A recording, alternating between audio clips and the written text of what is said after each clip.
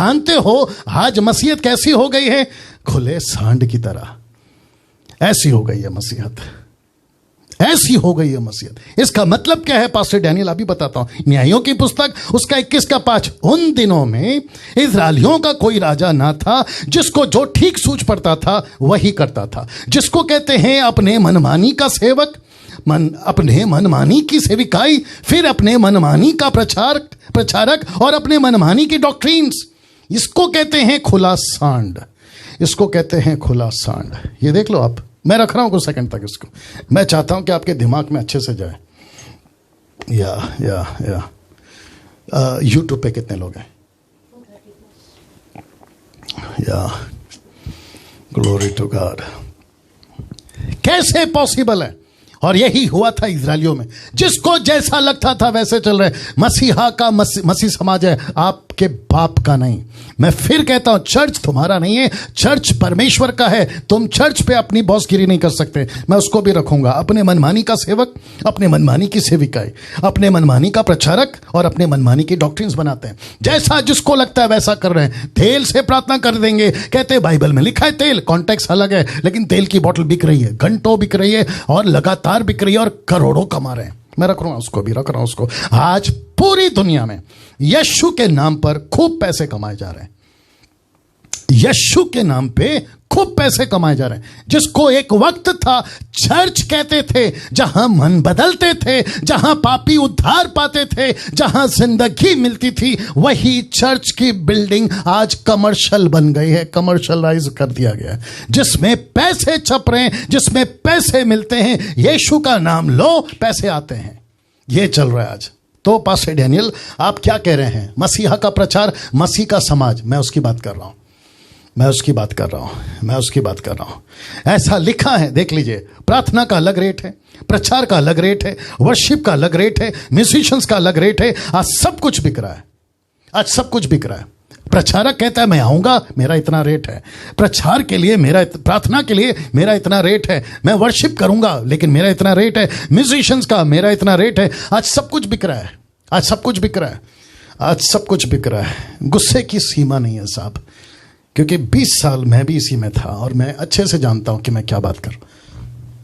जो मुझे जानते हैं उनको पता है कि मैं क्या बात कर रहा हूं, उनको पता है कि मैं क्या बात कर रहा हूं। वो चाहे मुंबई के लोग हों, इस कैटेगरी में पूना के, नागपुर के, पंजाब के, गुजरात के, आंध्रा के, कर्नाटका के, चेन्नई के, आप जहां से जहां तक को मैं जानता हूं, मैं सबकी बात कर रहा हूं। इन सब का रेट लगता है, इन सब का रेट लगता है। अब इसको देखो, आपको या फिर हमें बाइबल दी गई मसीह समाज को तैयार करने, ना कि पैसा कमाने।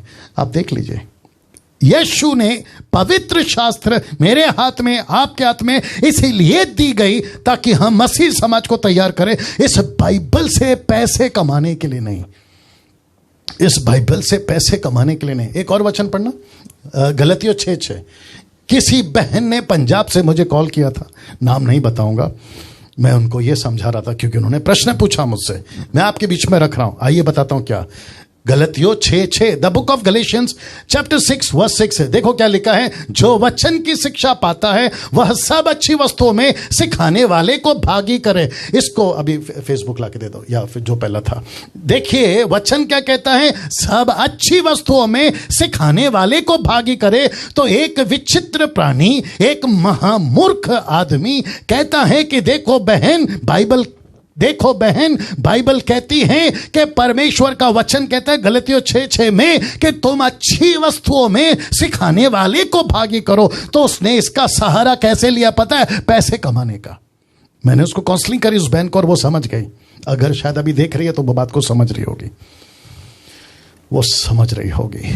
मैं फिर कहता हूं, ऐसे किसी सेवक को, ऐसे किसी वर्शिपर को, ऐसे किसी पास्टर को, ऐसे किसी बिशप को, रेवरेंड को, अपोस्तल को, प्रॉफिट को, देसी हो विदेशी हो, अगर वो बाइबल को रखकर, यीशु को रखकर अगर पैसे कमाने आ रहा है, उसके मुंह पे दरवाजा बंद करो, बोलो नमस्ते, उसको बोलो नमस्ते, क्योंकि अब हम सब समझते हैं। मैं फिर कहता हूं, प्रार्थना के लिए रेट नहीं लगना चाहिए। कहते प्रार्थना करेंगे प्रभु के दास, आपके घर पे आ जाएंगे या आप उनके घर पे चले जाओ, लेकिन 10-20 हजार रुपए देना पड़ेगा। ऐसी प्रार्थना लूसीफर की है, परमेश्वर के कभी नहीं हो सकती। ऐसा सेवक लूसीफर का होगा, परमेश्वर का कभी नहीं होगा, जो खुद को बेच रहा है यीशु मसीह के नाम पे। यीशु मसीह के नाम पे आज कलीसियाओं में वन मैन शो चल रहा है। आपको मैं बताता हूं कैसे। मैं रिपीट करता हूं कि आज कलीसियाओं में वन मैन शो चल रहा है। पास्टर बन गया है बिग बॉस। पास्टर बन गया है बिग बॉस, और बिग बॉस कहता है, जरा फोटो देख लो, बिग बॉस कहता है मेरे चर्च को छोड़ के नहीं जाना। जिस चर्च में तुमको उद्धार मिला है वहीं पे बंधे रहो। मेरी कोशिश होती है कि मैं जिसके द्वारा मैसेज को कनेक्ट करवाऊं, जिसके चलते मैंने बनाया है, ये व्यक्ति है चर्च का मेंबर, जिसका उद्धार हुआ इसी चर्च में। ये यीशु का मेंबर है, ये यीशु का बेटा बेटी है, ये यीशु का सदस्य है, लेकिन इसको बांध के रखा है अपने चर्च में, जिसके चलते मैंने लिखा है कि पास्टर बन गया है बिग बॉस। और इस घर का बिग बॉस वो कहता है आज कलीसियाओं के लोग, देख लीजिएगा, आज कलीसिया के लोग कलीसियाओं के नियमों में बांधे हुए हैं। लोगों को कलीसियाओं के नियमों में